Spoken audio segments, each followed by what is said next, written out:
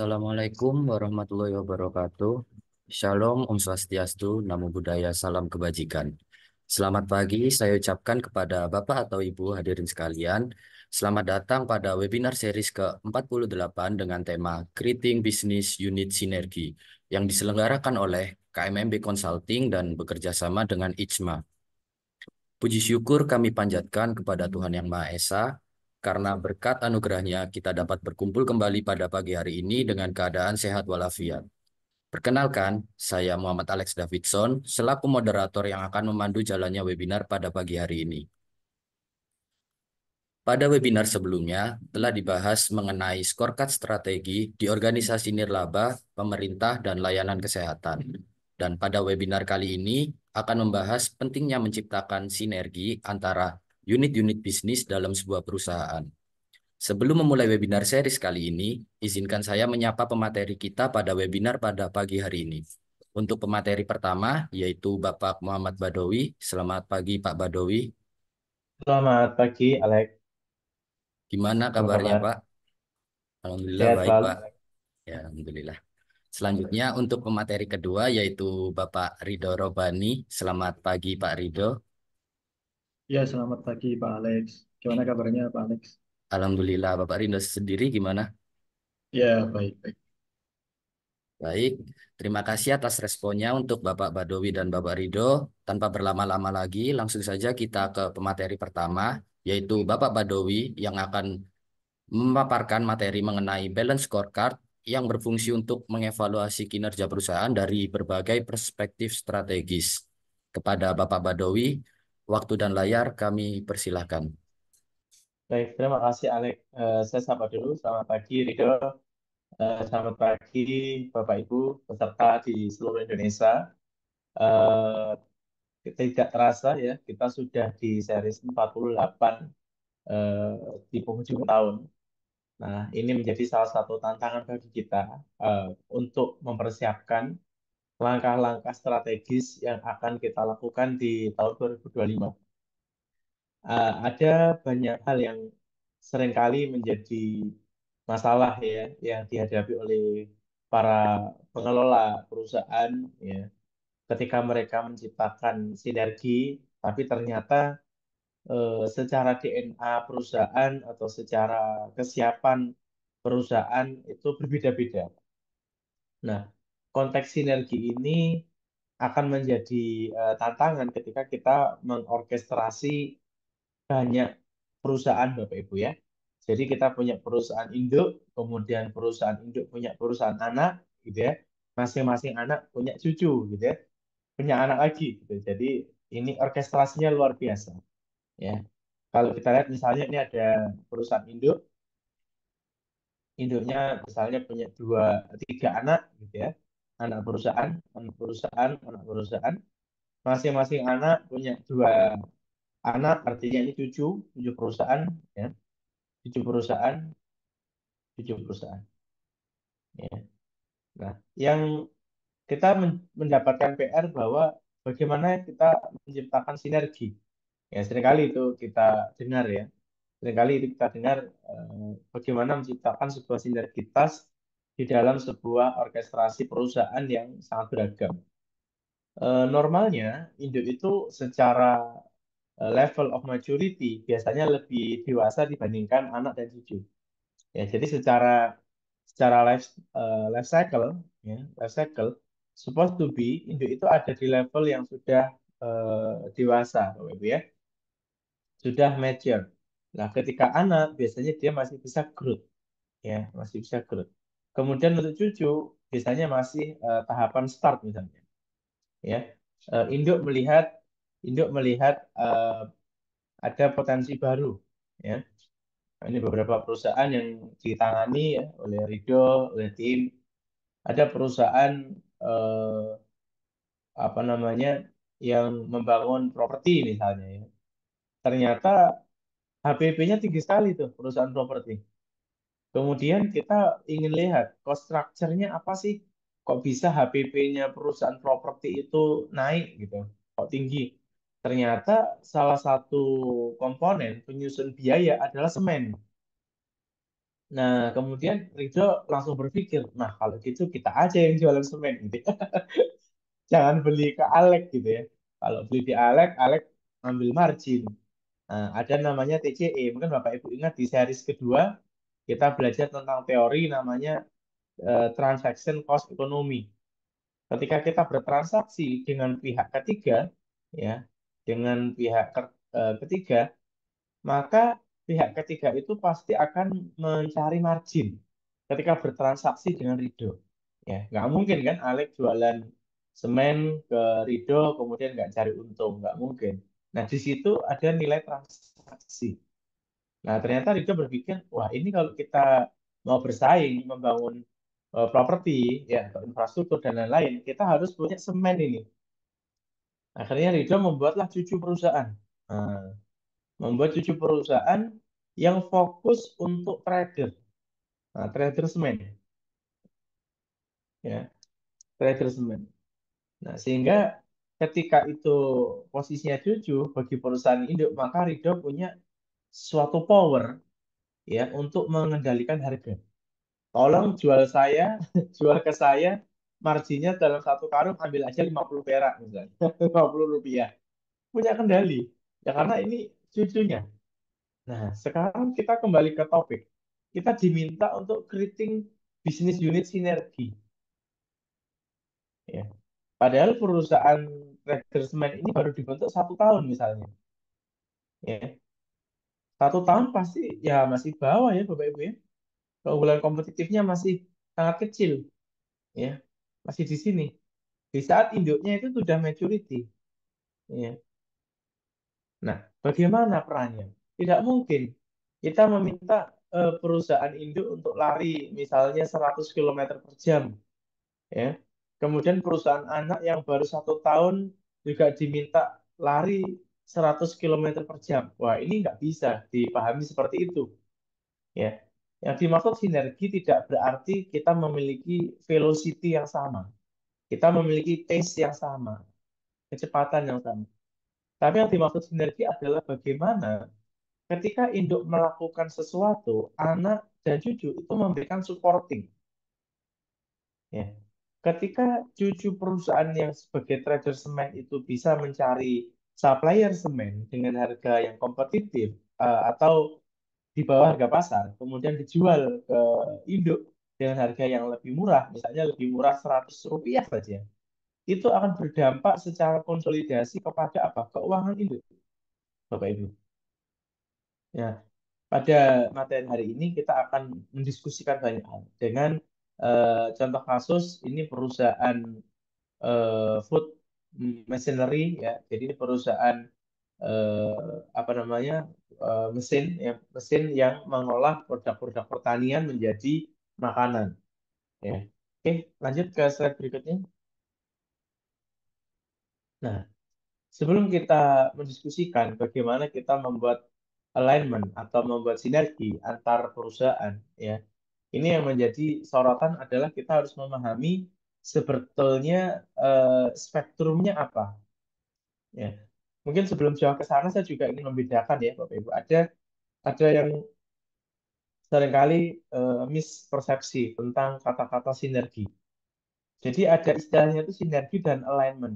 Ya, ada alignment dan sinergi. Ini berbeda Bapak Ibu.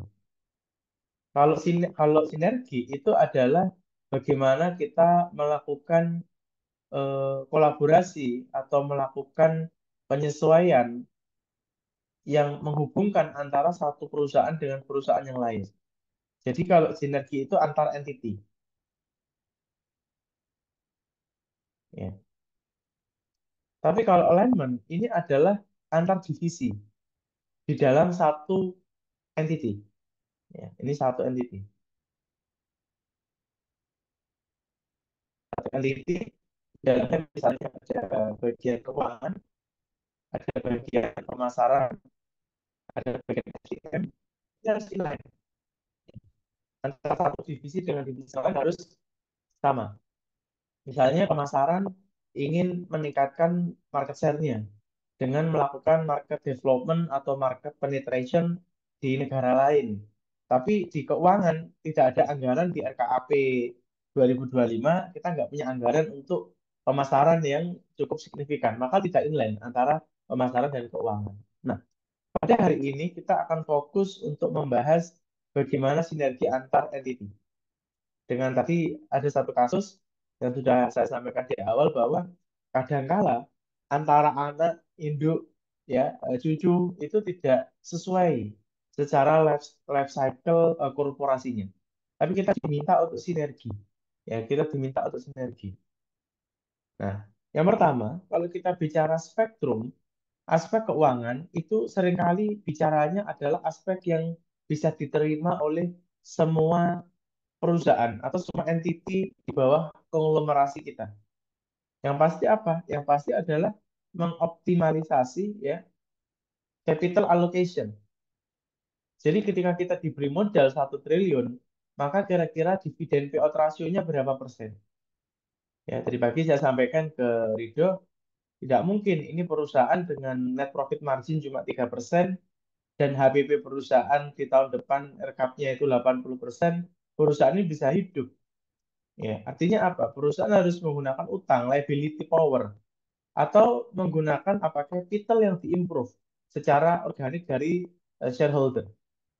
Ya, berbeda dengan perusahaan-perusahaan startup. Kalau startup, mereka menjualnya inovasinya, meskipun NPM-nya masih minus, ya, atau mungkin adjusted EBITDA-nya itu cuma kecil, tapi mereka bisa menarik investor. Kenapa? Karena fokusnya pada top line.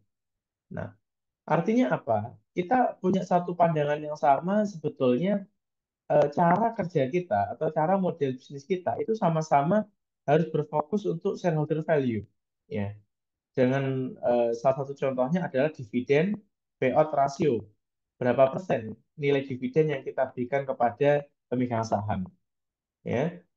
Kemudian di spektrum keuangan kita juga dihadapkan dengan satu klausul yang kita sebut sebagai balance growth with risk. Ya. Nah, ditandai dengan risk adjusted return on investment. Kenapa ini perlu kita lakukan? Karena seringkali beberapa praktek ya yang kami lihat di pasar adalah mereka menginginkan growth yang sangat eksponensial. Mereka menginginkan growth yang 10 kali lipat, 5 kali lipat dalam waktu dekat gitu ya. Tapi jangan lupa bahwa pertumbuhan yang besar juga memiliki risiko yang cukup besar juga. Maka kita harus hati-hati membalancing antara pertumbuhan itu dengan risiko. Ya, misalnya Ridho biasanya kalau apa namanya naik motor ya atau naik mobil, wah santai-santai aja lah kita di 40 kilometer gitu ya, santai. Tapi percepatan atau growth-nya untuk segera sampai ke tujuan masih lama. Maka dinaikin tuh kecepatannya menjadi 100 kilometer per jam. Nah, kalau kita bicara risiko, maka risiko kecepatan tinggi jauh lebih besar dibandingkan ketika kita melaju di kecepatan 40 kilometer per jam. Makanya kalau Bapak Ibu perhatikan ya, kecelakaan-kecelakaan yang luar biasa itu seringkali justru di jalan tol ya. Kalau di jalan apa namanya boulevard di dalam kota paling ya kecelakaannya mobilnya apa namanya penyok gitu ya atau spionnya kacanya patah gitu. Tapi nggak sampai separah ketika di jalan tol itu bisa sampai meninggal ya. Mobilnya berguling-guling ya kayak roller coaster gitu. Kenapa? Karena kecepatannya tinggi. Nah, ini harus dipahami. Ya, harus dipahami. Seringkali kita kalau rapat RUPS gitu ya, seringkali kan di challenge tuh sama pemegang saham. Bisa nggak tahun depan naik 2 kali lipat gitu. Nah, kita harus paham bahwa ketika itu kecepatannya tinggi, risikonya juga tinggi. Nah, kemudian lanjut kepada aspek customer. Nah, secara general, kalau kita bicara sinergi yang bisa diterima oleh semua level, baik induk, anak, dan cucu maupun cicit, dengan berbagai level maturity-nya, itu fokusnya adalah promote cross-selling. Ya. Share account. Kalau kita bicara cross-selling, Bapak Ibu, itu share account. Maka seringkali kalau eh, Bapak Ibu waktu makan siang gitu ya, tiba-tiba ditelepon orang nawarin kartu kredit misalnya, itu cross selling tuh. Ya, jadi perusahaan itu mendapatkan data ya dari perusahaan lain untuk cross selling. Ya. Kemudian ada membuat customer focus. Nah, sebetulnya customer satisfaction sama customer retention-nya bagaimana? Apakah kita eh, cukup dengan memenuhi SLA-nya, memenuhi apa namanya service level agreement-nya aja, atau mereka maunya beyond impact? Nah, kayak tagline-nya KMMB ini, beyond impact. Nah, ini perlu kita perhatikan. Kita lanjut ke internal proses perspektif. Di sini ada share proses optimisasi. Ya. Misalnya kalau kita bicara perusahaan yang multi diverse ya, diversity-nya luar biasa, kita bisa lihat prosesnya mana yang bermain di real estate misalnya, mana yang bermain di purchasing, mana yang bermain di sales space, seperti itu. Kemudian kalau kita bicara economy of scale, ya skala ekonomi, maka bagaimana mengelola distribusinya, bagaimana mengelola manufacturing. Kalau kita concern pada skala ekonomi, Bapak Ibu, maka bicaranya adalah volume. Ya, volume. Semakin besar volume yang kita produksi, maka semakin murah harga itu, harga sebuah produk. Maka kalau kita bicara volume produk, maka concern-nya adalah distribusinya dan manufakturnya. Seperti itu. Dan berikutnya adalah value chain, value chain integration.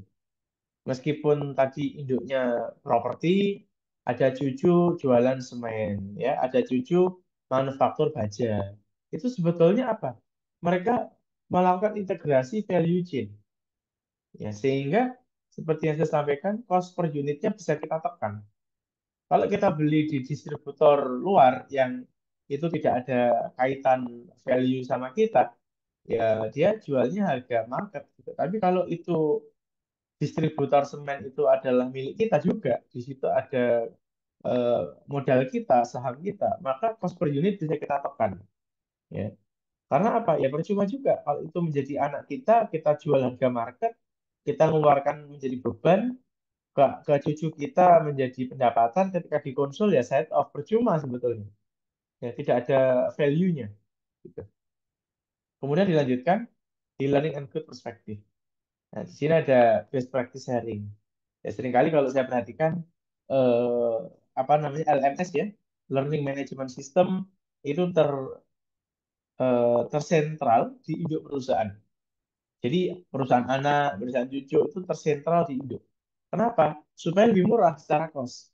Ya, hanya induk yang mengeluarkan biaya untuk infrastruktur learning management system, kemudian best practice sharing di situ. Ya. Nah, ketika itu bisa terpusat, secara biaya akan lebih efisien dan secara core kompetensi development akan terukur. Ya, perusahaan induk fokus kepada kompetensi apa, perusahaan anak fokus ke kompetensi apa, perusahaan cucu fokus ke kompetensi apa, ini harus diatur. Ya, harus diatur. Nggak bisa kita membuat satu keragaman bahwa semua harus jago di bidang A. Tapi apa juga? Karena apa? DNA company beda-beda. Maka yang dimaksud sinergi adalah support satu sama lain. Ya, bukan berarti sinergi itu harus sama. Tidak selalu begitu, tapi mensupport. Ya, oke. Bisa dilanjutkan. Nah, ada salah satu contoh kalau kita lihat ini ada Food Manufacturing Corporation ya FMC. Ini kalau kita lihat di websitenya perusahaan Agricultural Science Company. Sebetulnya awal mulanya perusahaan pertanian ya. Nanti mungkin kita bisa eksplorasi lebih dalam terkait case-nya. Kemudian dia melihat produk pertanian itu kan produk yang setelah dipanen karena ke sektor hulu akan didistribusikan ke sektor intermediate kemudian ke sektor hilir sampai menjadi end product yang dikonsumsi oleh end user. Maka perusahaan ini melihat ada satu proses bisnis yang harus dia pegang. Maka dia memegang salah satunya adalah jualan mesin. Nah, dia jualan mesin yang mana mesin itu digunakan untuk memproduksi hasil-hasil pertanian. Nah, ketika mesin itu laku, Bapak Ibu, maka ada eh, dependensi, ketergantungan terhadap supply bahan baku yang mana itu adalah hasil pertanian.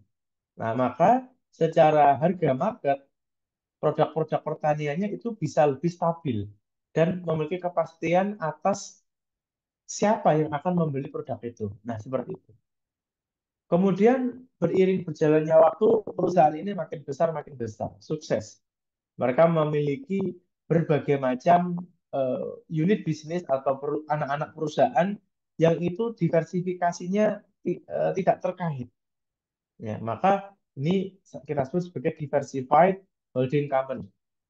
Ya, dan dia lebih dari 20 perusahaan, ya, lebih dari 24 perusahaan di bawah holdingnya FMC ini. Maka pertanyaan berikutnya begini. Nah, ini ketika perusahaannya itu memiliki 24 entity, kemudian bisnisnya juga terdiversifikasi, ya, tidak terkait satu sama lain, maka bagaimana kita mengelola eh, nilai dari pemangku kepentingan? Shareholder value gimana ini? Ya, maka kita melihat ada tiga perspektif yang masih bisa kita lakukan sinergi, Bapak Ibu. Ya, yang bisa kita lakukan sinergi ada tiga. Pertama, aspek keuangan, kemudian aspek internal, dan aspek learning and growth. Nah, mungkin ada yang bertanya, lalu aspek customer kenapa Pak tidak dimasukkan? Nah, ini menjadi hal yang menarik untuk kita bahas. Jadi, semakin diversifikasi sebuah konglomerasi, Bapak Ibu, ya, maka kita tidak mungkin menyamakan goal atau tujuan dari customer. Ya, karena concern pada customer orang jualan misalnya jualan jagung ya sama orang jualan mesin penggiling jagung ya, maka ini berbeda, fokusnya berbeda. Kemudian orang jualan mesin ya karena penggiling jagung berhasil bikin lagi mesin untuk sektor-sektor di luar pertanian. Karena DNA-nya sudah ada pembuat mesin atau eh, apa namanya molding untuk mesin-mesin ya mesin-mesin pertanian maka bikin di sektor lain maka ini susah ya untuk kita sinergikan ya maka ada salah satu praktek yang dilakukan adalah pada faktor customer itu tidak dijadikan sebagai bahan pengelolaan pemangku kepentingan.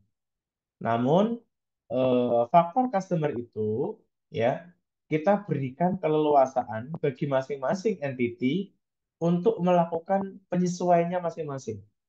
Ya. Namun pada posisi holding, posisi induk, maka ada beberapa indikator yang kita pegang. Yang itu salah satunya adalah di aspek keuangan, aspek internal perspektif, dan di aspek learning and growth. Di aspek keuangan ada beberapa contoh, misalnya investment di ROE, ini bisa berbagai macam jenisnya perusahaan itu masih bisa kita ngitung ROI-nya. Maka di posisi Indo, posisi anak, posisi cucu, kalau Indo pengen return on investment di angka let's say 30%, maka anak harus kontribusi berapa? Maka cucu harus berkontribusi berapa seperti itu. Ya, terhadap return. Ya, terhadap return. Maka kalau Bapak Ibu perhatikan, ketika anak dan cucu ini adalah support terhadap beban biaya, ya. Kalau kita bicara revenue, ada HPP, ya. Maka HPP inilah yang akan dibantu oleh cucu dan anak untuk melakukan penghematan. Nah, ketika HPP bisa kita turunkan dengan bantuan anak dan cucu, maka secara NPM akan lebih bagus. Dan ini akan berpengaruh langsung kepada return on investment. Seperti itu. Nah, ini kalau saya perhatikan ada beberapa Bapak Ibu pemangku kepentingan ya di sini yang posisinya anak dan cucu gitu. Kadang-kala juga ditekan oleh induknya. Wah, kita nggak bisa lari nih, harganya ditentukan nih. Ya, itu sesuatu yang normal Bapak Ibu ya. Kenapa? Karena posisi kita sebagai anak dan cucu, kalau kontributor atau majority of taker yang menggunakan layanan kita itu adalah induk, ya maka tujuan eksistensi kita itu ya membantu ide untuk menurunkan HPP. Nah, maka semangatnya harus sama. Jangan sampai semangat atau budaya di dalam satu konglomerasi ini berbeda. Ya, harus sama. Tidak ada istilahnya saya untung, saya rugi, nggak ada. Yang ada adalah keuntungan bersama. Seperti itu. Nah, tapi juga jangan lupa, ketika kita berkontribusi terhadap penurunan HPP kepada induk, maka anak juga punya right, punya hak untuk minta ke induk, tolong dong ditambahi kapital saya, tolong dong ditambahi aset saya. Sekarang kita punya mesin produksi cuma 5. Nah, kalau tadi kita kembali ke slide sebelumnya, ada istilahnya skala of ekonomi. Nah, skala ekonomi ini akan semakin besar produksi kita kalau mesin kita nambah 3 nih induk gitu ya, kayak induk perusahaan. Ketika mesin kita awalnya 5 menjadi 8, produksi kita makin banyak, kemudian cost per unitnya akan turun. Maka induk juga akan mendapatkan manfaatnya. Seperti itu. Maka di dalam satu sinergi antara anak, cucu, dan induk juga muncul namanya interdependensi. Ya. Jadi saling ketergantungan satu sama lain. Ketika anak dan cucu tidak perform, maka induk juga akan mengalami kerugian. Tapi ketika juga induk merasakan manfaat dari kontribusi anak, ya tolong secara interdependensi atau secara resiprokal, ya, secara resiprokal harus juga mengembalikan atau memberikan bantuan, ya, quote by quote-nya adalah bantuan kepada anak dan induk, anak dan cucu, asal saya supaya lebih perform seperti itu, ya. Termasuk juga tadi kayak working capital, ya. Kemudian investment level, ya. Nah, seringkali begini, ini juga penting nih, cash flow from operation. Ketika anak dan cucu itu mensupport induk, seringkali harga itu ditekan oleh induk. Sehingga secara cash position, anak dan induk ini menjadi tidak menarik, Bapak Ibu. Tapi ketika itu dilakukan secara disiplin seperti itu, maka sebetulnya cadangan cash terbesar itu ada di induk. Ya, jadi cash reserve itu ada di induk. Maka ketika anak dan cucu mereka misalnya tidak kita berikan aset tambahan atau modal, kemudian mereka kita larang untuk melakukan aksi korporasi, ya setidaknya secara cash posisi induk itu baik, maka bisa menggunakan cash itu sebagai kolateral agar anak atau cucu bisa pinjam ke bank atas jaminan cash kolateral dari induk seperti itu. Karena cash ini menjadi kunci Bapak Ibu, terutama di tahun-tahun susah seperti saat ini. Ya, sekarang ekonomi lagi susah, retail susah, semuanya susah. Ya, apalagi nanti mendekati 2028. Kalau Bapak Ibu perhatikan siklus ekonomi itu 10 tahunan Bapak Ibu. Ya, 10 tahun di tahun 98 ekonomi turun. Ya, kemudian 2008 ya subprime mortgage ekonomi turun. Kemudian 10 tahun kemudian, tahun 2019, ada COVID, ekonomi turun. Seperti itu. Nah, nanti berputar lagi. Ini siklus 10 tahunan. Kalau Bapak Ibu coba prediksi gitu ya, secara makro memang ini siklus tahunan. Maka ketika ekonomi lagi melemah, cash availability atau cash reserve itu menjadi kata kunci Bapak Ibu. Ya. Maka induk memiliki posisi cash yang bagus, maka tolong disupport anak dan cucu gitu ya, jangan langsung dibubarkan atau langsung dilikuidasi. Kasihan karena selama ini induk juga mendapatkan manfaat yang cukup banyak dari posisi anak dan cucu itu. Seperti itu. Oke. Kemudian untuk internal perspektif ada worker safety, ada proses safety, itu juga saya rasa sama ya untuk semua posisi, semua anak cucu juga harus fokus ke sini. Lalu untuk learning and growth juga sama, semua Indo anak cucu juga concern pada employee turnover, kemudian rekrut karyawan yang kompeten, lalu appraisal performance kaitannya sama bonus, remunerasi dan lain-lain. Nah, ini bersifat general yang bisa dilakukan sinergi antara cucu, cucu ke anak, anak ke induk, Bapak Ibu. Ya, seperti itu. Saya kira begitu ya, Alek ya. Saya kembalikan ke Alek. Ya, baik. Terima kasih banyak kepada Pak Badawi atas pemaparan materi yang sangat menarik dan informatif. mengenai pentingnya menciptakan sinergi antara unit-unit bisnis dalam sebuah organisasi. Selanjutnya, izinkan saya memberikan highlight dari materi yang telah diberikan dari Bapak Badowi, bahwa sinergi korporat dapat dikelola melalui spektrum interaksi antar unit bisnis atau anak perusahaan. Nah, sinergi ini harus selaras dengan strategi perusahaan untuk menciptakan nilai tambah. Sedangkan pada aspek pengelolaan nilai pemegang saham, menekankan pentingnya menyelaraskan strategi unit bisnis dengan tujuan korporat, serta memastikan bahwa sinergi mendukung pertumbuhan dan efisiensi. Dengan alat balance scorecard, organisasi dapat mengukur dampak sinergi terhadap kinerja strategis dan nilai bagi pemegang saham. Sebelum melanjutkan ke pemateri berikutnya, mari kita break sejenak untuk menyegarkan pikiran kita kembali. Di sini, Bapak dan Ibu, kami persilakan apabila ingin menambah makanan ataupun minuman untuk menemani sesi webinar selanjutnya. Selagi Bapak dan Ibu mempersiapkan diri untuk sesi webinar selanjutnya, terdapat beberapa poin yang ingin saya sampaikan. Yang pertama, saya mengingatkan kepada Bapak dan Ibu yang belum mengisi link absensi kehadiran, silakan mengisi link absensi kehadiran yang telah dikirim oleh tim KMMB melalui kolom chat Zoom. Dikarenakan sertifikat akan dibagikan setelah Bapak Ibu mengisi link absensi tersebut dan terdapat link untuk bergabung pada WhatsApp grup KMMB Webinar Series yang tentunya sertifikat akan dibagikan melalui WhatsApp grup tersebut. Selanjutnya, kepada Bapak dan Ibu yang memiliki pertanyaan maupun pendapat yang ingin didiskusikan terkait materi kali ini, silakan tulis di kolom chat Zoom. Dikarenakan pada akhir sesi webinar nanti akan diadakan sesi tanya jawab dan akan diambil pertanyaan teratas. Bagi Bapak dan Ibu yang ingin mengikuti webinar seri selanjutnya, kami persilakan registrasi pada webinar series ke-49 dengan tema Creating Sinergis Through Share Service yang akan dimoderatori oleh Ibu Aulia Wahyu dan pemateri oleh Bapak Muhammad Badowi dan Ibu Amnanda Hartanti. Tentunya materi yang dibahas pada webinar seri selanjutnya akan berkorelasi dengan webinar seri kali ini dan seterusnya. Webinar seri ke-49 akan diselenggarakan pada hari Jumat tanggal 13 Desember 2024 pukul 9 pagi. Dipersilakan kepada operator untuk dapat menampilkan poster webinar series ke-49. Baik, berikut merupakan poster webinar series ke-49. Bagi Bapak dan Ibu yang tertarik ingin mengikuti secara langsung serangkaian webinar series yang diselenggarakan, kami persilakan kepada Bapak dan Ibu untuk registrasi atau mendaftarkan diri pada link yang telah disediakan oleh tim.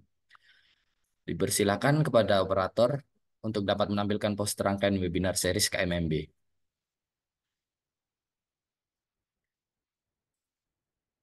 Berikut merupakan rangkaian kegiatan webinar series KMMB yang akan dilaksanakan setiap hari Jumat. Jangan khawatir, bagi Bapak dan Ibu yang tidak mengikuti webinar series sebelumnya, kami memiliki berbagai sosial media yang berisi informasi maupun materi yang dibahas pada webinar series.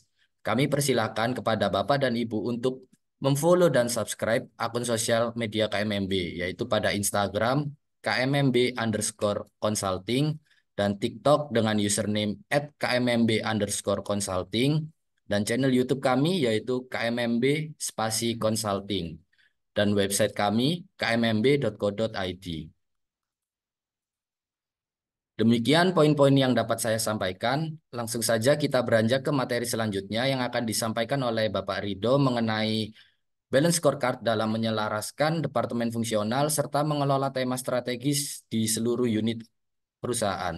Kepada Bapak Rido, waktu dan layar kami persilahkan.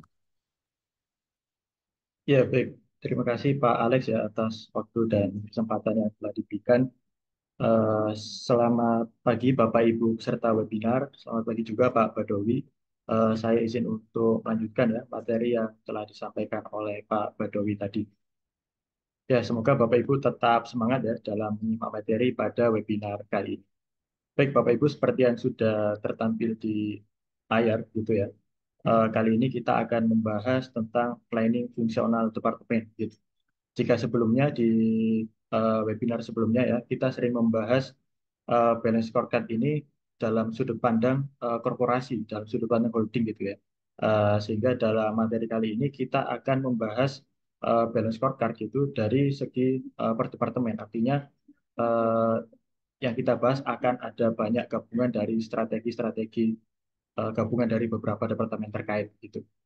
Baik Bapak Ibu, eh, pada slide ini ya, bahwasanya penyelarasan antar departemen ini untuk memastikan bahwasanya setiap unit fungsional ini mendukung strategi perusahaan secara keseluruhan, begitu. Selanjutnya bahwasanya penyelarasan departemen fungsional ini merupakan proses strategis ya, yang bertujuan untuk memastikan bahwa semua bagian perusahaan bekerja secara terkoordinasi untuk mencapai visi dan misi perusahaan. Kemudian dalam konteks perusahaan gitu ya Bapak Ibu, hal ini menjadi sangat penting karena berbagai departemen sering memiliki prioritas yang berbeda, sering memiliki pendekatan kerja yang berbeda-beda gitu ya. Sehingga tanpa adanya alignment atau tanpa adanya penyelarasan, maka perusahaan ini tentu akan ada resiko atau berpotensi untuk inefisiensi, akan berpotensi untuk konflik internal atau bahkan hal-hal yang tidak kita inginkan seperti itu. Mungkin sebagai pembuka kita coba pada case ya, pada perusahaan Gojek seperti itu. Seperti yang kita ketahui bahwasanya Gojek ini merupakan perusahaan teknologi multinasional gitu ya Bapak Ibu, yang mengintegrasikan berbagai layanan, ada transportasi, kemudian makanan dan juga keuangan. Dan yang mungkin sering kita ketahui ada GoFood, kemudian ada GoPay dan lain sebagainya gitu ya dalam satu aplikasi. Sehingga di situ ada departemen teknologi, pemasaran dan juga operasional, sehingga sangat penting untuk dilakukan penyelarasan sehingga menciptakan ekosistem yang memberikan kepuasan kepada pelanggan ya. Mungkin salah satunya Mas Alex gitu ya, pengguna Gojek yang sering biasanya kalau siang-siang beli GoFood gitu ya Mas Alex ya. Kemudian selanjutnya terkait dengan layanan fungsional juga Bapak Ibu. Ini merupakan langkah strategis ya untuk memastikan bahwasannya perusahaan ini tetap memiliki sinergi baik antar departemen, baik antar sister company atau dengan perusahaan induk ya. Seperti yang disampaikan oleh Pak Badawi tadi, alignment yang dimaksud ini bisa dari induk, kemudian turun ke anak perusahaan, juga bisa turun ke cucu perusahaan seperti itu. Baik, selanjutnya kita masuk kepada case yang telah tertampil di layar Bapak Ibu ya. Eh, kita mulai dari pembahasan 4 perspektif, bahwasanya terkait 4 perspektif ini tentunya bisa berubah-ubah ya tergantung dari orientasi perusahaan. Tentu jika apabila perusahaan ini sebagai profit company, biasanya aspek finansial ini berada di struktur yang atas gitu ya Bapak Ibu. Sedangkan jika perusahaan ini sifatnya adalah non-profit company begitu ya, seperti yang contoh pada layar Bapak Ibu ini, perusahaan menetapkan customer perspektif di eh, struktur yang paling atas gitu. Artinya perusahaan atau lembaga ini berusaha untuk memberikan kepuasan kepada pelanggan, kepada masyarakat dengan beberapa sasaran strategis yang telah ditetapkan gitu. Kemudian pada studi kasus kali ini Bapak Ibu, ini terkait dengan lembaga pemerintahan di salah satu kota di Amerika Serikat ya. Kasusnya di sini adalah pejabat pemerintah meminta semua semua unit operasi seperti Departemen Kepolisian, Pemadam Kebakaran, layanan pengolahan limbah, perencanaan, pengembangan masyarakat, dan transportasi untuk mengembangkan BSC-nya masing-masing. Jadi, BSC yang tertampil di sini ini merupakan gabungan dari beberapa departemen. Seperti yang saya sebutkan tadi ya, ada dari kepolisian, mungkin di sini kaitannya dengan pengurangan tingkat kekerasan gitu ya, dan lain sebagainya. Baik, Bapak Ibu, selanjutnya kita membahas satu persatu begitu ya.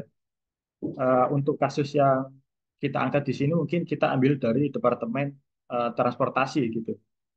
Namun sebelum kita masuk ke kasus yang secara per departemen gitu ya, kita coba bahas satu persatu dari sasaran strategis yang sudah tampil.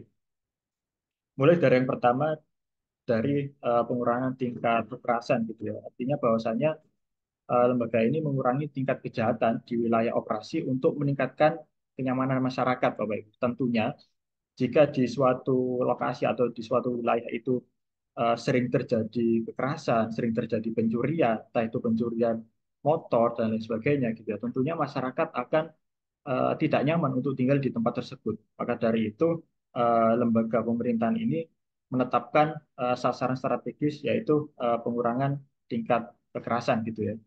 Kemudian jika kita bahas satu persatu, dan ini juga sudah pernah dibahas di webinar sebelumnya ya, terkait dengan PSG, ini ada istilah yang namanya eh, performance driver gitu ya.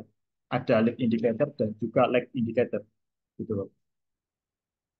Jika kita bicara terkait dengan lead indicator, ya, jika kita bicara terkait dengan lead indicator, ini merupakan indikator yang sifatnya itu kualitatif ya, atau masih bisa di-adjust oleh pemangku kepentingan gitu.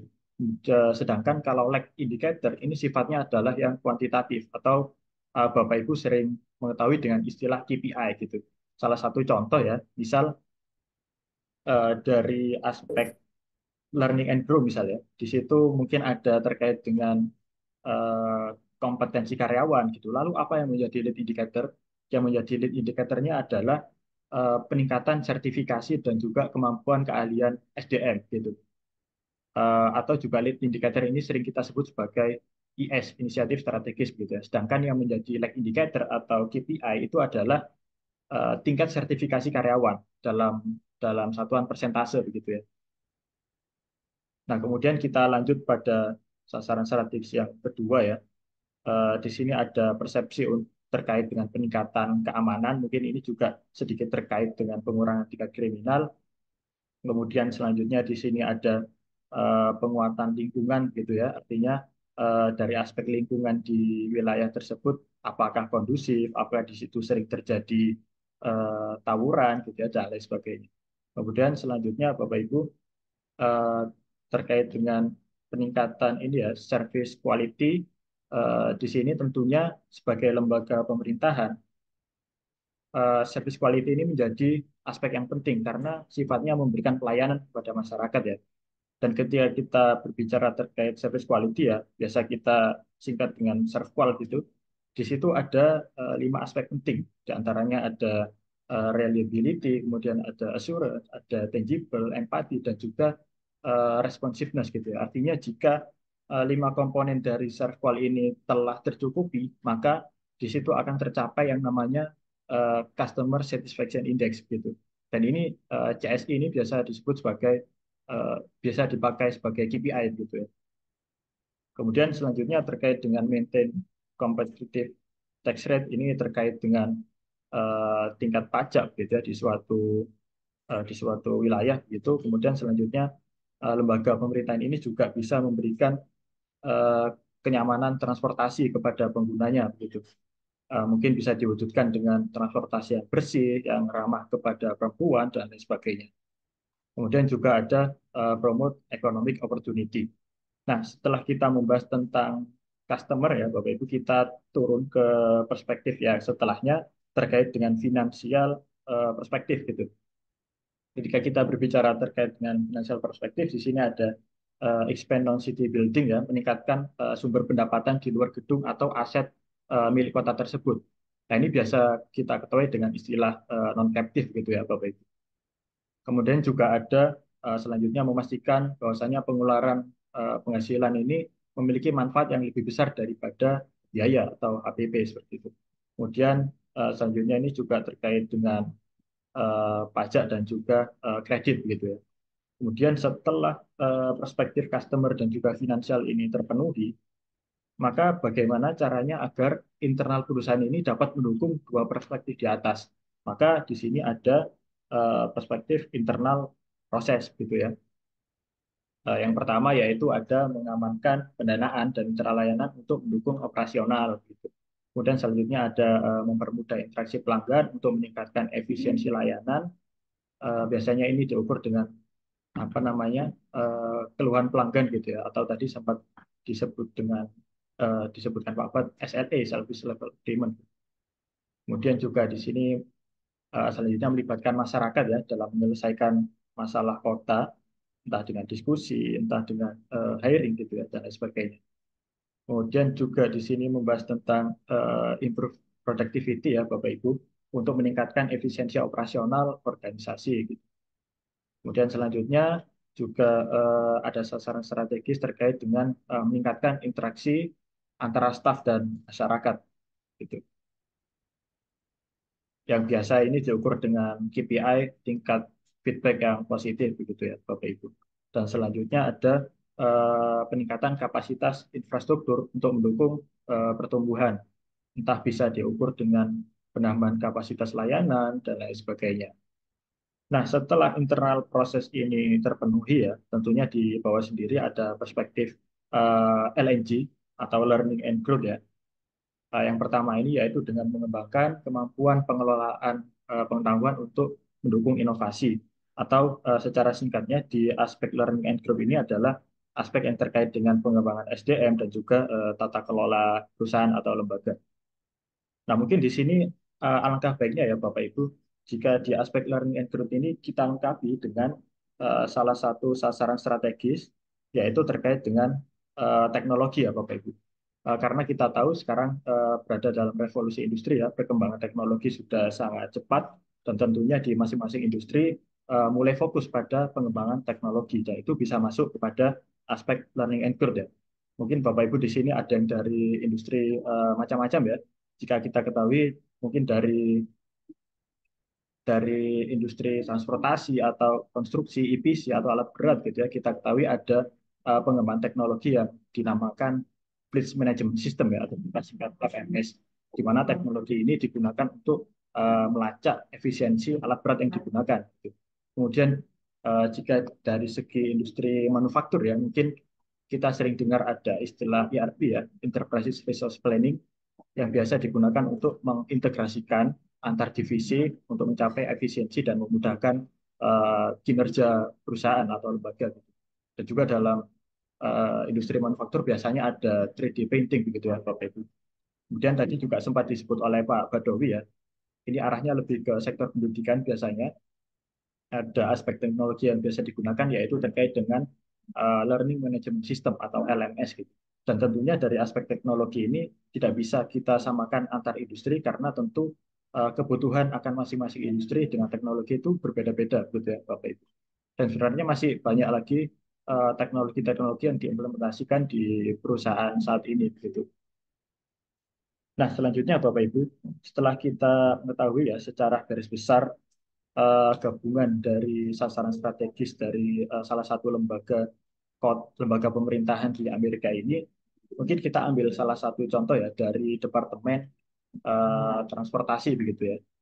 Tentu jika kita membahas tentang Departemen Transportasi, tentu tidak semua sasaran strategis ini masuk dalam departemen tersebut. Karena mungkin ada beberapa sasaran strategis yang kurang relate gitu ya. Mungkin di sini eh, dari kriminal juga agak kurang relate dan lain sebagainya. Jadi ketika kita membahas tentang transportasi yang berkaitan dengan departemen tersebut adalah contohnya eh, penguatan lingkungan gitu ya. Apakah lingkungan ini mendukung untuk dijalankannya armada transportasi, kemudian peningkatan service quality karena tentunya transportasi juga berhubungan dengan masyarakat gitu ya. Apakah layanannya memuaskan dan lain sebagainya. Kemudian juga ini yang paling terkait ya Bapak Ibu terkait dengan memberikan keamanan dan kenyamanan dalam transportasi. Entah itu dari segi kebersihan armada, entah itu dari kenyamanan tempat duduk dan lain sebagainya. Kemudian ini merupakan yang berkaitan dengan apa namanya Departemen Transportasi. Jika kita lihat dari aspek finansial ya Bapak Ibu, mungkin di sini yang ada sedikit pengaruh adalah tentang pemaksimalan benefit gitu ya. Kemudian selanjutnya kita turun di aspek internal proses ya Bapak Ibu. Di sini yang berkaitan dari transportasi salah satunya adalah infrastruktur gitu. Artinya bahwasanya jika transportasi ini menjadi fokus pengembangan tapi tidak didukung dengan infrastruktur yang memadai, ya artinya kedua hal ini tidak akan saling support gitu ya. Jadi dari internal proses perlu dipertimbangkan juga apakah infrastruktur terkait dengan transportasi ini memadai dari segi halte, kemudian tempat parkir, kemudian dari aspek-aspek lain pendukung ya dari segi transportasi. Kemudian selanjutnya jika kita bahas dari segi learning and growth ya Bapak Ibu, tentunya dari ketiganya ini saling berkaitan karena sama-sama membahas tentang karyawan, SDM dan lain sebagainya. Nah, tentu jika semua perspektif ini saling berkaitan dan saling mendukung ya, itu akan memudahkan lembaga pemerintahan untuk mencapai visi misi yang telah ditetapkan. Mungkin bisa lanjut ke slide berikutnya, Pak Alex.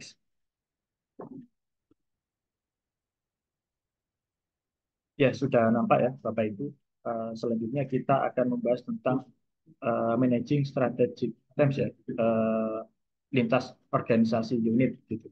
Di sini jika kita lihat dari strukturnya gitu ya, ada mungkin kita lihat dari yang bawah ada support unit dan ada business unit. Artinya bahwa support unit ini akan mendukung business unit dalam melakukan kinerja operasionalnya begitu. Di sini kita lihat ada dari keuangan, ada dari business support, ada ini ya finance, ada SDM juga. Dan ini akan membantu business unit dalam melakukan kinerja operasionalnya begitu. Kemudian jika kita lihat dari bisnis unit di kota kota X ini ya, kita sebut dengan kota X di Amerika Serikat ini, lembaga pemerintahan ini memiliki bisnis unit yaitu di aviasi, kemudian seperti yang saya sebutkan tadi dari Departemen Kepolisian, kemudian ada tentang Departemen Pemadam Kebakaran gitu ya, dan juga ada eh, pengelolaan sampah gitu. Artinya bahwasanya lembaga ini sudah aware terkait dengan aspek ESG begitu. Nah, selanjutnya kita langsung saja membahas tentang strategic themes ya, atau tema strategis di sini. Tentu penentuan dari tentunya ya apa namanya penentuan dari tema strategis ini berdasarkan target atau capaian katakanlah 5 tahun ke depan perusahaan ya. Di sini ada community safety atau keamanan masyarakat, kemudian ada pembangunan kota dalam kota, ada transportasi, kemudian restructuring tata kelola pemerintahan dan juga ada pengembangan teknologi gitu. Kemudian eh, ini yang dimaksud apa namanya managing strategi dari lintas unit organisasi ya. Tentunya masing-masing dari strategi tim ini memiliki eh, strateginya masing-masing gitu. Tapi dalam pembahasan kali ini mungkin kita fokus pada salah satu tema strategis ya, pembangunan kota dalam kota gitu. Nah, secara garis besar Bapak Ibu, tema strategis sasaran strategis ya maksud saya eh, yang ada di strategi map ini merupakan bagian yang ada di slide sebelumnya tadi karena slide sebelumnya merupakan gabungan dari semua tema strategis yang ada di sini. Sedangkan di sini kita melihat dari segi yang lebih spesifik begitu. Jika kita lihat satu persatu ya Bapak Ibu, di sini perusahaan menetapkan sasaran strategis utama untuk penguatan lingkungan gitu ya. Artinya bahwasanya lembaga pemerintahan ini berusaha untuk memperkuat hubungan antar warga dan menciptakan lingkungan yang harmonis gitu.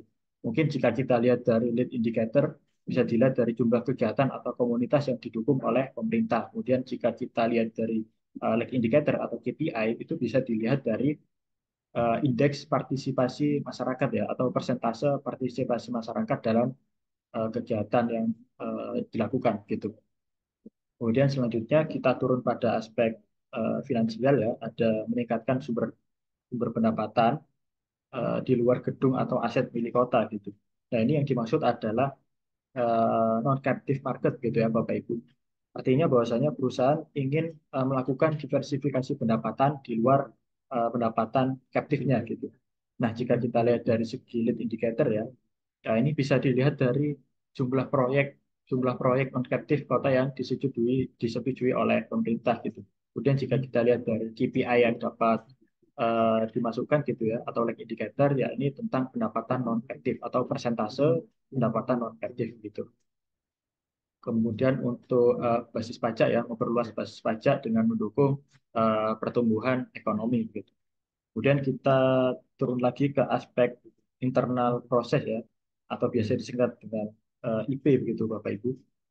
Di sini ada mengamankan pendanaan dan mitra layanan ya untuk mendukung operasional. Nah, di sini mungkin dari lead indikatornya bisa dilihat dari jumlah kemitraan baru yang dibangun ya. Kalau lead indicator biasanya dengan total pendanaan yang diterima atau biasa di perusahaan itu dengan istilah new contract growth begitu Bapak Ibu. Kemudian selanjutnya ya, di sini, yaitu melibatkan masyarakat dalam penyelesaian masalah gitu. Kemudian kita bahas aspek selanjutnya ya, ini sempat kita bahas tadi terkait dengan peningkatan kapasitas infrastruktur gitu Bapak Ibu. Ya selanjutnya kita turun lagi ke aspek learning and growth ya. Eh, Sama seperti yang tadi bahwasanya aspek learning and growth ini harus didukung dengan sertifikasi dan juga keahlian dari karyawan yang mendukung internal business process gitu. Ini juga terkadang dari beberapa perusahaan ketika ingin meningkatkan proses internalnya ya, namun tidak memiliki kompetensi yang cukup, tidak memiliki keahlian yang cukup, maka terkadang dari solusi untuk memaksimalkan learning and growth ini dengan melakukan pro hire, Bapak Ibu. Artinya ketika perusahaan itu tidak memiliki SDM yang mumpuni, kemudian perusahaan melakukan pro hire sehingga karyawan yang sifatnya pro hire ini bisa langsung lari kencang gitu, lari kencang untuk mengikuti ritme perusahaan dalam mencapai visi misinya gitu. Kemudian mungkin ada ini ya, apa namanya, beberapa yang perlu dijelaskan atau menjadi pertanyaan Bapak Ibu. Lalu bagaimana caranya perusahaan ini mengelola tema strategis yang selaras ya, tanpa menghilangkan identitas dari masing-masing tema strategis ini atau biasa disebut dengan DNA-nya gitu ya. Yang pertama adalah dalam menentukan tema strategis ini, logisnya adalah dalam segi waktu ya tidak lebih dari 5 tahun gitu. Artinya bahwasanya dari tema strategi ini masih bisa dilakukan adjustment gitu. Kemudian bagaimana agar DNA ini masih ada, yaitu dengan menerapkan kerangka balance scorecard ya, seperti yang ada di slide sebelumnya tadi. Artinya bahwasanya setiap dari sasaran strategis itu belum tentu memiliki keterkaitan, tapi mereka saling support satu sama lain gitu ya Bapak Ibu. Kemudian juga yang paling penting bagaimana caranya agar tema strategis ini bisa menjadi satu kesatuan, yaitu dengan menjaga komunikasi antar departemen gitu. Sehingga jika komunikasi terwujud, maka eh, mengelola tema strategis ini akan lebih menjadi satu kesatuan yang utuh ya. Sehingga dana perusahaan tidak akan hilang begitu saja begitu. Kemudian dalam implementasinya begitu ya Bapak Ibu terkait dengan tema strategis ini, lalu eh, bagaimana perusahaan ini dapat menilai keberhasilan atau kegagalan penerapan strategi antar lintas ini. Nah, itu seperti yang saya sebutkan tadi ya, untuk mengukur apakah berhasil atau tidaknya itu bisa kita setting gitu ya, bisa kita rancang melalui lead indicator dan juga lag indicator. Jadi mungkin Bapak Ibu di sini ada yang sudah mengetahui ya tentang balance scorecard, di mana dari apa namanya, dari sasaran strategis ini akan diturunkan kepada inisiatif strategis, kemudian akan diturunkan lagi menjadi sasaran korporasi begitu ya, dan akan turun lagi menjadi program kerja antar fungsional gitu. Kemudian untuk memantau bagaimana caranya agar eh, lembaga atau tema strategis ini tidak gagal ya, atau melakukan evaluasi, ini biasa dilakukan dengan analisis kompetitif profile matrix ya. Mungkin dari lembaga pemerintahan ini bisa melakukan benchmarking gitu ya Bapak Ibu, melakukan benchmarking ke lembaga-lembaga terkait, kemudian di situ membandingkan dari segi mungkin salah satunya pendapatan, apakah pendapatannya dapat bersaing, kemudian apakah dari revenue growth-nya juga bagus, kemudian juga biasanya dilihat dari produktivitas karyawan ya, yang bisa didapatkan dari uh, EBITDA dibagi jumlah karyawan atau dengan rumus-rumus yang lainnya gitu. Kemudian juga terkadang dari melakukan evaluasi terkait dengan strategi time ini, mungkin tadi ya dari CPM ini juga bisa dilakukan analisis ya, apakah eh, pendapatan perusahaan ini dapat bersaing begitu. Artinya bahwasanya jika dilihat dari pendapatan, oh perusahaan ini pendapatannya gede, tapi ternyata labanya sedikit gitu. Artinya kan tidak terlalu menguntungkan ya bagi perusahaan. Nah, itu bisa dilakukan evaluasi di masing-masing aspek ini, mungkin terkait dengan keuangan dan lain sebagainya gitu, Bapak. Nah, mungkin eh, itu ya yang bisa saya sampaikan. Kurang lebihnya saya kembalikan ke moderator. Terima kasih. Baik, terima kasih kepada Bapak Rido atas pemaparan materi yang sangat jelas dan sangat bermanfaat untuk kita semua. Semoga apa yang telah disampaikan oleh kedua pemateri kita kali ini dapat Bapak dan Ibu implementasikan dengan baik. Selanjutnya, izinkan saya menyampaikan sedikit highlight dari materi yang telah disampaikan oleh Bapak Rido mengenai balance scorecard dalam menyelaraskan departemen fungsional serta mengelola tema strategis di seluruh unit organisasi.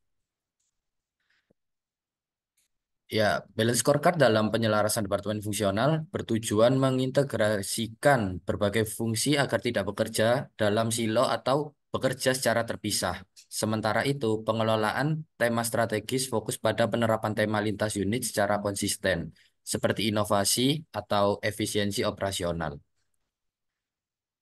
Sebelum kita memasuki sesi tanya jawab, bagi Bapak dan Ibu yang belum mengisi link absensi kehadiran yang telah dikirimkan pada kolom chat Zoom, dikarenakan sertifikat akan dibagikan setelah Bapak dan Ibu mengisi link absensi tersebut dan terdapat link untuk bergabung pada WhatsApp grup KMMB Webinar Series, yang tentunya sertifikat akan dibagikan melalui WhatsApp grup tersebut. Saya ingatkan kembali kepada Bapak dan Ibu yang memiliki pertanyaan untuk menuliskan pada kolom chat Zoom atau apabila Bapak dan Ibu ingin berinteraksi langsung dengan pembicara kami, Bapak dan Ibu bisa menyampaikan langsung pertanyaan yang ingin ditanyakan.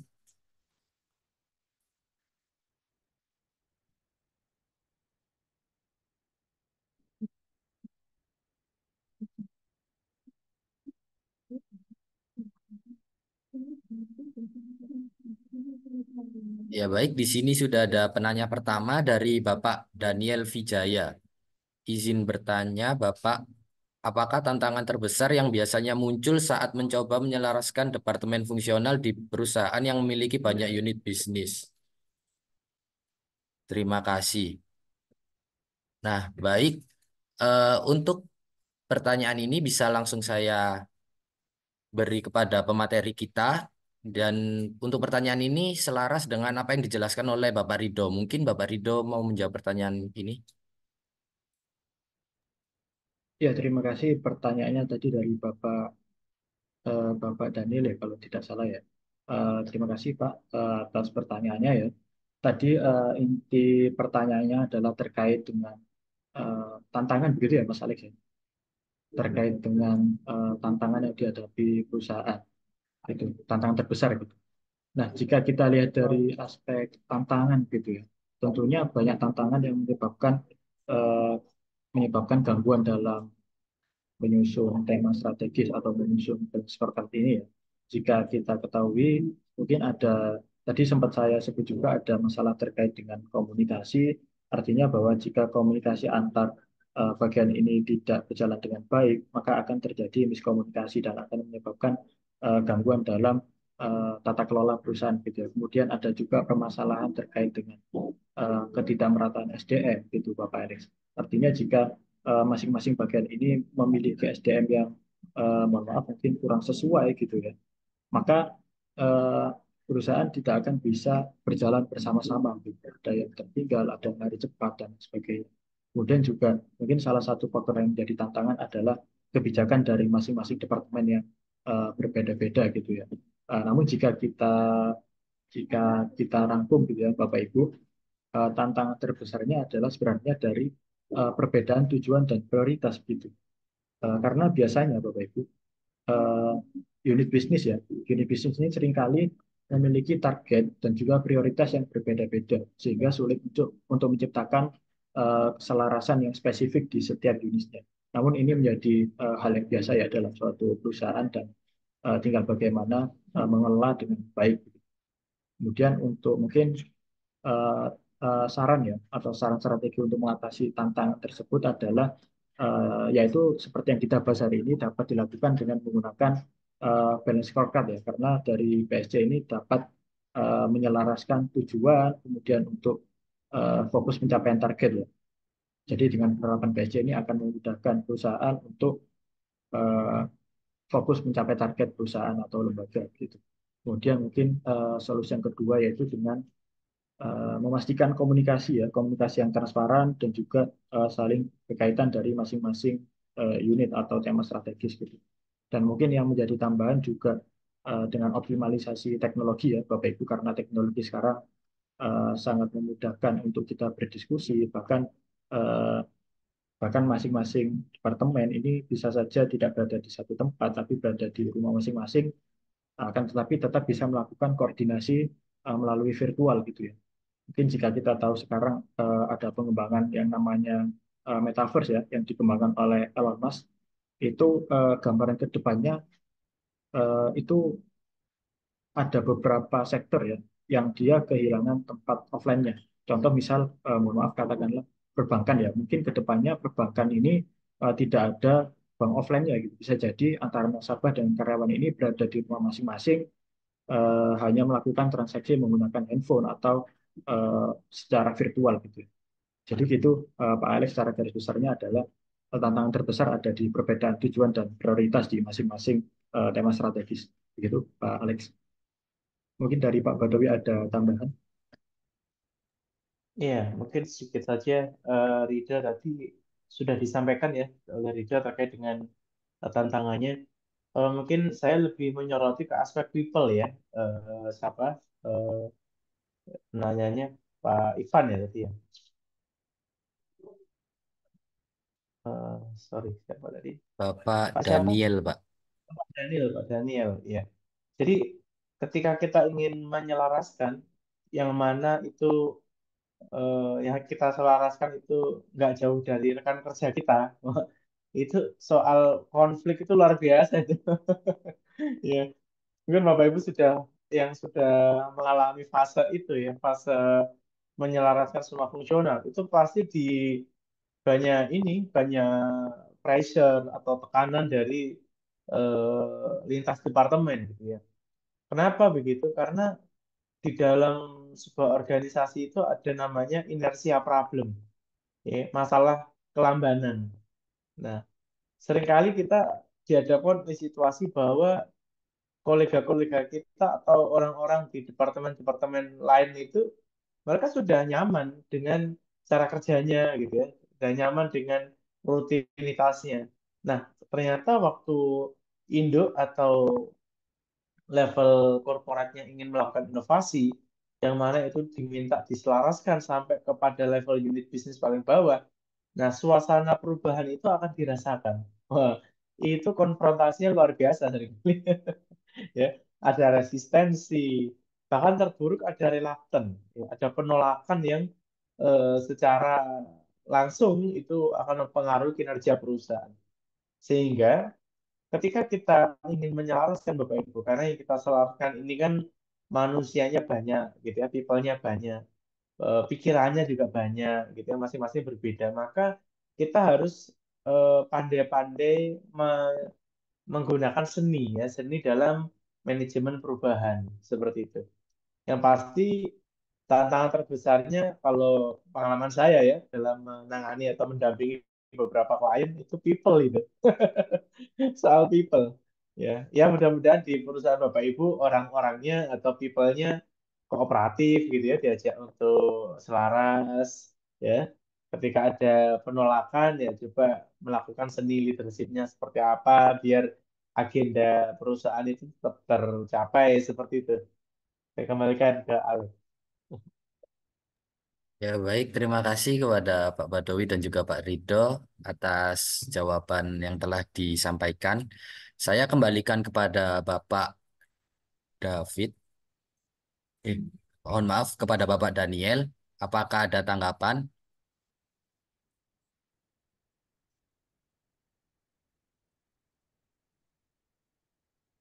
Baik, jika tidak ada tanggapan, akan saya lanjutkan ke pertanyaan selanjutnya. Di sini ada penanya dari Ibu Junita. Divisi mana dalam organisasi yang profit, yang bertugas melihat adanya link dari masing-masing unit? Ya, mungkin untuk pertanyaan ini bisa dijawab oleh pemateri kita, yaitu Pak Badawi. Untuk Pak Badawi, silakan. Ini ini jujur saya agak bingung nih memahami maksudnya. Atau mungkin bisa open mic ya, Bu Junita. Maksudnya seperti apa konteksnya? Ini perusahaannya apa gitu ya? Kasusnya seperti apa gitu? Silakan Bu Junita. Selamat pagi, Pak. Ya, maksud saya begini loh, Pak. Kan seperti yang tadi disebutkan tadi, itu kan masalah people ya. Nah, sekarang permasalahan people ini yang sulit diselesaikan ya kan ya. Karena kadang-kadang masing-masing merasa benar gitu loh. Jadi maksud saya secara sistem, ada nggak bisa yang dibentuk untuk menyelesaikan masalah ini? Karena masalah ini yang selalu akan menghasilkan berdampak kepada tidak tercapainya apa yang namanya link itu gitu loh Pak. Makasih Pak. Oke, baik Bu Janita. Eh, jadi memang masalah people itu masalah yang utama ya Bapak Ibu ya.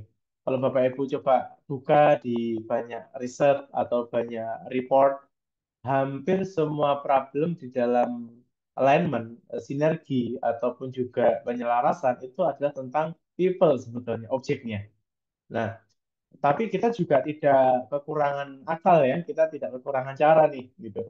Ketika kita sudah punya mandatori bahwa perusahaan harus berubah, perusahaan harus growth, dan di situ ada biaya inovasi yang harus kita keluarkan, biaya belajar yang harus kita tanggung, gitu ya. Maka masalah people tidak lagi menjadi fokus. Fokus kita adalah bagaimana ini bisa sukses untuk kita kawal kan begitu.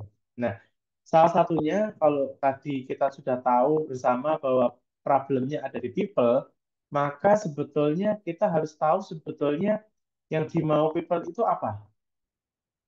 Ya, secara praktis seringkali terjadi di lapangan adalah pengelolaan sistemnya itu dikaitkan sama sistem reward and benefit. Ya, reward and benefit. Nah, misalnya begini, eh, saya kasih gambaran sederhana saja. Rido saat ini, ya, Rido Alex saat ini perusahaan akan fokus melaju ke arah utara, ya, melaju ke arah utara. Maka itu adalah visioning, ya, perusahaan mau ngapain.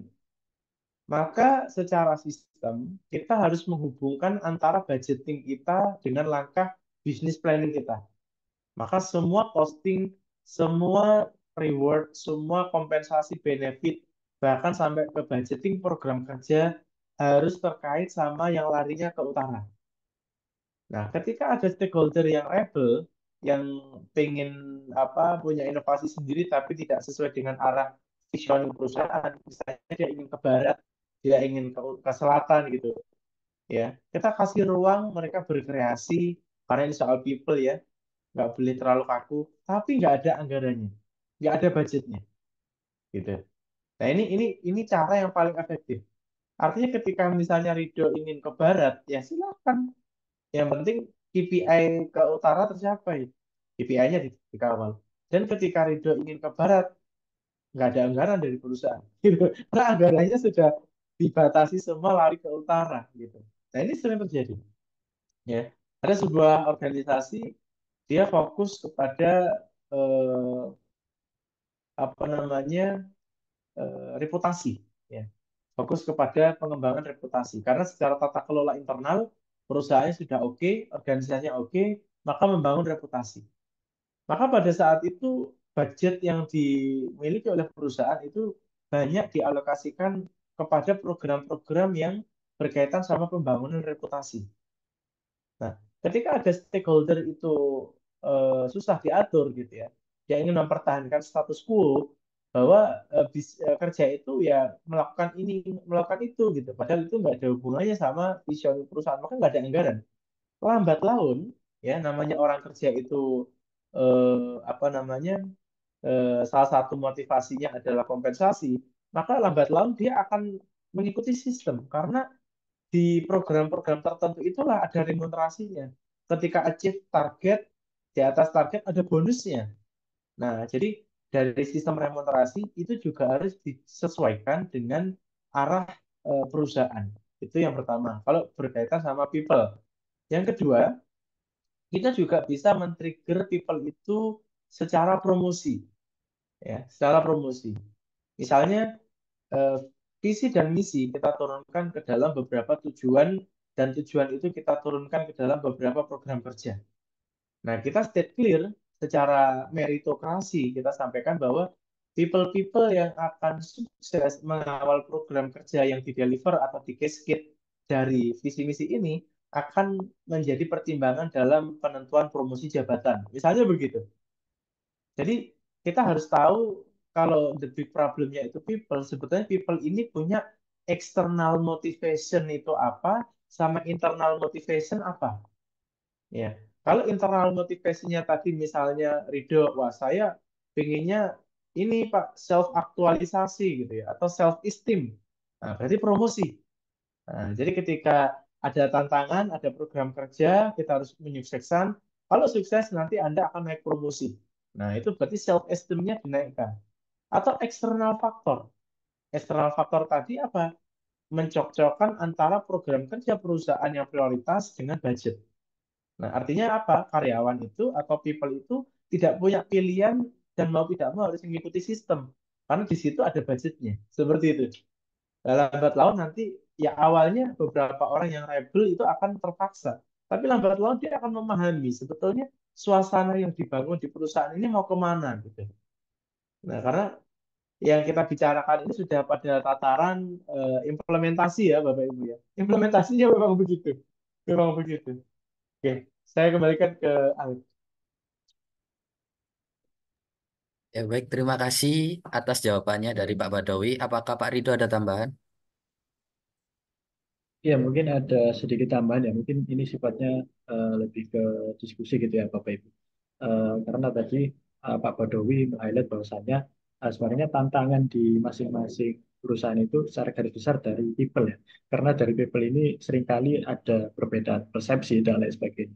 Kemudian tadi juga disambung ya dari pertanyaan Bu Junita, sedikit menambahkan bahwasanya jika dari pengalaman kami ya Bapak Ibu, jika dilihat dari struktur organisasi atau divisi yang bisa eh, ngeling gitu ya, bisa ngeling ke masing-masing departemen itu dari beberapa struktur organisasi di BUMN, tidak semua ya Bapak Ibu, di beberapa itu ada yang namanya satuan pengawasan internal gitu. Artinya bahwasanya struktur ini berada di atas bidang-bidang yang ada, seperti ada bidang procurement, ada bidang supply chain dan lain sebagainya.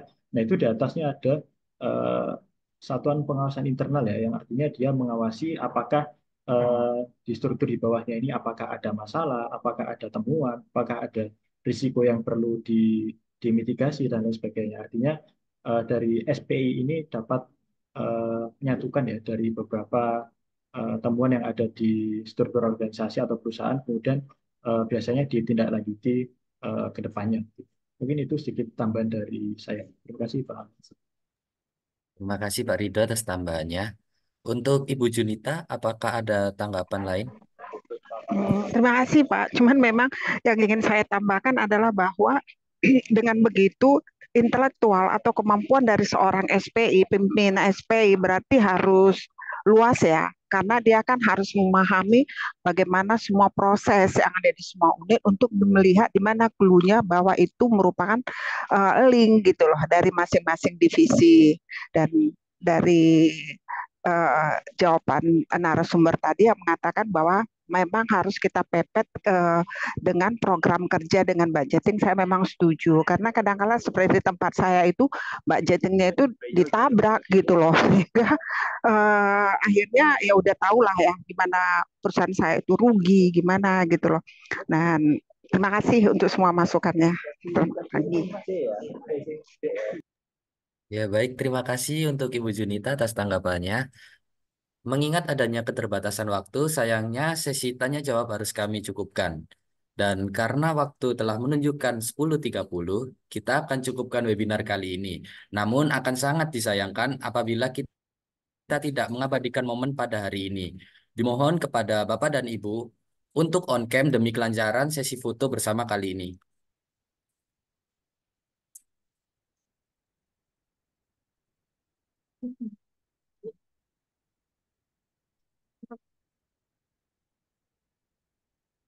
Baik, untuk dokumentasi, slide 1 akan saya pandu dalam hitungan ketiga. 1, 2, 3.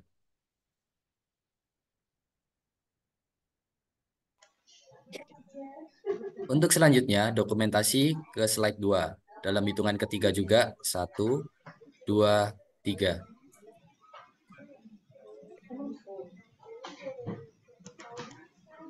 Selanjutnya untuk slide ketiga, dalam hitungan ketiga, 1, 2, 3.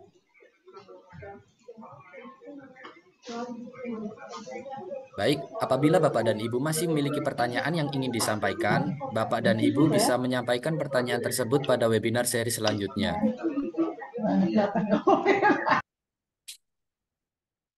Ya, saya ulangi, apabila Bapak dan Ibu masih memiliki pertanyaan yang ingin disampaikan, Bapak dan Ibu bisa menyampaikan pertanyaan tersebut pada webinar seri selanjutnya. Agar tidak ketinggalan, Bapak dan Ibu bisa segera mendaftarkan diri atau registrasi pada link yang telah dikirimkan oleh tim kami. Bapak dan Ibu juga dapat mengunjungi laman sosial media kami. Sekali lagi, kami ingatkan kepada Bapak dan Ibu untuk mengisi link absensi kehadiran. Dikarenakan sertifikat akan dibagikan setelah Bapak dan Ibu mengisi link absensi tersebut dan terdapat link untuk bergabung pada WhatsApp grup KMMB Webinar Series.